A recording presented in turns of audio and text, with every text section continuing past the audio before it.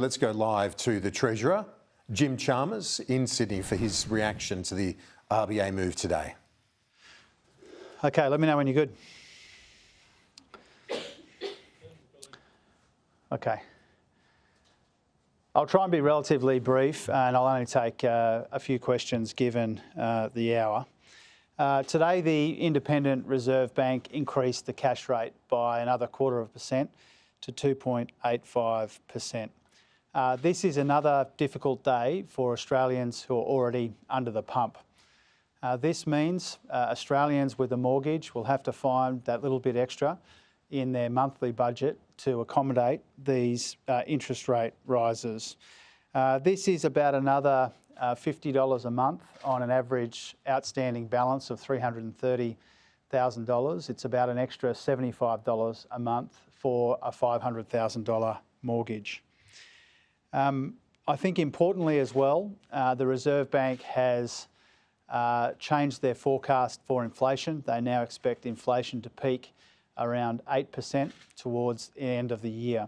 The Treasury's expectation is more like 7.75%, but they have always said that the risks when it comes to inflation are on the upside, given what's happening in energy markets as a consequence of the war in Ukraine, and given the upward pressure on grocery prices brought about by flooding of some of the prime farmland in Eastern Australia in particular. This is exactly why inflation is the biggest challenge in our economy. This is exactly why inflation was the primary influence on the budget that I handed down last week. When inflation is high and rising and interest rates are rising with it, it's more important than ever then the budget is responsible and restrained and right for the times, and that's what our budget is. We knew when we put the budget together that inflation was high and rising, and that was bringing with it higher interest rates, and that was putting additional pressure on Australians with a mortgage. This is precisely why the budget was designed for dealing with these inflationary pressures, which will get a little bit worse before they get better, but they will get better in time. Higher inflation and higher interest rates coming with it means that the pressure is coming on Australians from around the world, but it's felt around the kitchen table. That's precisely why we took difficult decisions in the budget, showed spending restraint, put a premium on what's responsible and affordable and sustainable. As today's decision has shown, inflation is the number one challenge in our economy. It's the number one focus of the government.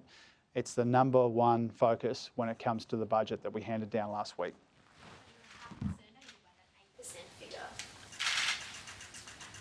Well, I think Australians already know that the costs of living are high and getting higher, and the Reserve Bank's new forecast for inflation reflects that. Whether it's the Reserve Bank or the Treasury, the expectation has been for some time that the peak won't happen until later in the year. That is especially so when you consider increases in energy prices brought about by the war in Ukraine, combined with the price of food going up as a consequence of the flooding of some of our best farmland in Australia. And so what we're seeing in the economy with all of this inflation is brought to us from around the world, but the pressure's felt around the kitchen tables of Australia, and that's why the government's focus and the budget's focus is squarely on inflation. Matt? Just two parts if I could. Victorian Premier Daniel Andrews has gave some very strong statements today about a domestic gas reserve policy. How big a priority would that be for the federal government? Is that something you would introduce? And just secondly, did Tanya Plibersek raise any concerns with you about the stage 3 tax cuts? The answer to the first question is we welcome input from right around the country, from the states and territories and from the impacted industries when it comes to working out whether we can intervene in energy markets in a sensible and responsible and meaningful way. So we welcome the contribution not just of Labor state governments but Liberal state governments as well. We have said that if there is more that we can responsibly do to take some of the sting out of rising energy prices brought about by the war in Ukraine, then obviously we'll consider that. We are in the process of consulting We recognise that there are a number of complex interactions here when it comes to energy markets, and so we want to take the time to get it right, but we recognise the urgency too. We welcome comments from premiers of all of the states and chief ministers of the territories from the affected industries as we go about methodically coming to the right outcome on gas. On your second question, no.